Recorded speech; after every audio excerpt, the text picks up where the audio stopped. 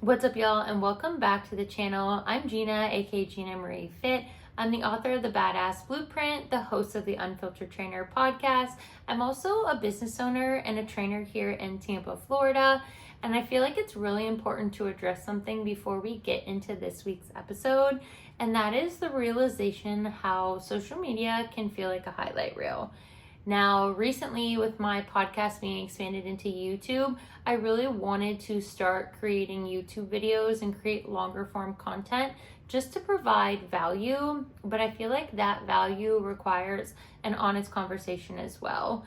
On top of all of my jobs and all the things going on in my life, I have been recovering from a traumatic brain injury from a really bad car accident a year and a half ago, and I also have severe and progressive IBS-C. And I got diagnosed 12 years ago. And in the last 6 months, my health has taken a turn. Things have gotten really difficult behind the scenes, and my body has just become unrecognizable as it has stopped responding to medication.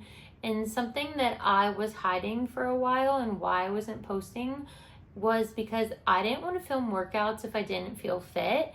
And I literally shudder even saying that, thinking that all of those years ago when I started on Instagram, not trying to gain a following, not trying to do anything other than post my transformation at the time, I needed to lose 30 pounds, and I was just posting and sharing my authentic realization of what that journey was like and having body dysmorphia while dealing with that. And I think sometimes we forget as we go years into this that what started all of this is what's most important. And as I'm struggling with my health and I'm going through everything I'm going through behind the scenes, it is really difficult to look in the mirror and not recognize yourself. And even though to some people you may look awesome or strong or all the kind words people say, it's really hard when the image reflected back to you feels like a stranger. And so something I'm really working to do is create honest, authentic content, which is the whole purpose of my podcast, and then start to incorporate that more into YouTube. So I'm learning how to edit. I'm learning every single day on how to better all of my platforms, but I didn't want to post another workout video without offering an honest conversation, because I don't consistently work out as often as you may think because of my health issues. I'm really limited right now, but I do try to make the most of the time that I do have, which is in today's video episode, whatever you want to call this workout, another apartment workout. It's a full body workout. I've been doing a lot of those because most weeks when I am feeling well enough, I'm only getting 3 workouts in at the most. And I used to be somebody who used to work out 5 to 6 days a week. And so I'm really grateful for my body and the movement I can do, but you don't have to feel less than as you're in your journey. We are all going to experience setbacks, failures. Unfortunately, a lot of us will experience health issues, and all we can do is do what we can in the moment. Be grateful for the good days, work through the difficult, and just know that we are doing the best we can. So give yourself grace, especially if you're just starting your journey or your journey is something like mine and it feels like it's just out of your control to make the progress you want to make. And give yourself grace, and let's just move forward together. So today I have a full body workout video for you. I'm super pumped because I have a new pump cover.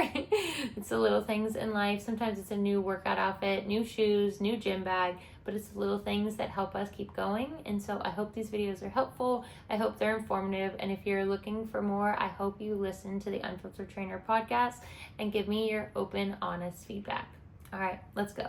Does anybody else get like this where your pre-workout starts to kick in and then you just start doing all of the household necessities? More often than not, I have drank pre-workout and then just got lost in my chores. And by the time I finish my chores, it's hours later. I don't know what it is, but I feel like I just want to start drinking pre-workout instead of drinking anything else just to get stuff done, because I don't feel more productive any other time than when I'm drinking pre-workout. Recently, I bought a new sports bra from Buff Bunny, and it's their Rosa sports bra. They have a fashion print. They spell it a little bit different, but the autocorrect kept changing it to a regular fashion print. and I'm not a pink girly, but I'm obsessed. And I got a new pump cover from camp. You know, when you get that new pump cover, like, you are ready to crush your workout. So you already know, if I'm doing a full body day, I love to incorporate pull-ups with a band. I really want to get to the point that I don't need a band, so I try to do these a few days a week, and I try to go till failure, which is usually like 10 to 12 reps before my form starts to get a little bit questionable. Now, for this full body day, I love to start with dumbbell RDLs. If I'm doing a full body day and I'm really not focusing on weight, then I will do 10 to 12 reps, doing 3 to 4 sets, really focusing on that hinge movement, making sure I'm stopping mid-shin so I can actively squeeze my glutes and make sure that my lats, my back, everything is engaged, good posture. When I'm really focusing on heavy weight, I slow my tempo down a little bit more, but because this is a full body day, I wanted to have a little bit limited more rest today, and you can tell, like, your girl, I'm already breathing heavy and I'm just starting. I love to superset RDLs with B stance RDLs. It really helps with addressing muscle imbalances, and I feel these so much more in my glutes because you really can tell if you're leading with your strong side when you're doing these. And I personally like to go right into my next set, so I do a full set of RDLs, B stance on one side, B stance on the other side, and then that is one full set, and I'm going 4 rounds like that today, really making sure I'm focusing on muscle engagement. You know it's going to be a sweaty one when I'm already hydrating on set 1. Move 2 is going to be a reverse grip row. I'm obsessed with these. Ladies, if you're trying to build your back, get on these. Then we have sumo squats. You guys, if you've been following, know I love to elevate my toes to get more glute activation, have that slight hinge without being too much and compromising my spinal posture, but really starting to work on the depth as I'm healing my right hip and trying to go a little bit lower as I can. Now we have bicep curls to a shoulder press. I like to do some combination moves when I have a full body day, just because full body days are usually the days I'm limited on time. So I really love a bicep curl to a shoulder press, making sure my elbow is locked, getting that full range of motion on my bicep, full extension of the shoulder press at the top. I'm sticking with 15s on all of my sets here because, again, not going for weight in today's workout, really just going for a good system of reps, tempo, really so working on muscle engagement. But every workout doesn't have to be about a heavy load, especially on a full body day. You want to be careful of how you're loading your spine, especially when you're doing any type of overhead movement when you have a cervical injury. Now, ever since my accident, glute kickbacks are very difficult because I have a torn right hip and I don't want surgery. So trying to play around with the positioning, the weight, the tempo has really been a struggle.